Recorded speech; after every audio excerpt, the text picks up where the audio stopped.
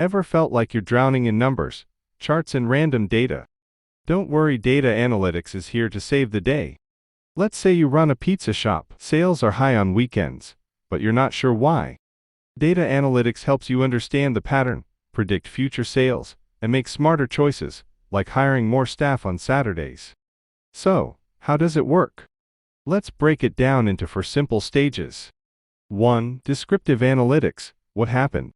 We sold 500 pizzas last week. 2. Diagnostic analytics. Why did it happen? Because we ran a buy one get one offer. 3. Predictive analytics. What could happen next? Sales might hit 700 this weekend. 4. Prescriptive analytics. What should we do about it? Add more staff and promote online orders. Now, let's talk tools. Start simple with Excel, great for organizing and analyzing data. Move to Power BI or Tableau for eye-catching dashboards. Use SQL to fetch data from databases.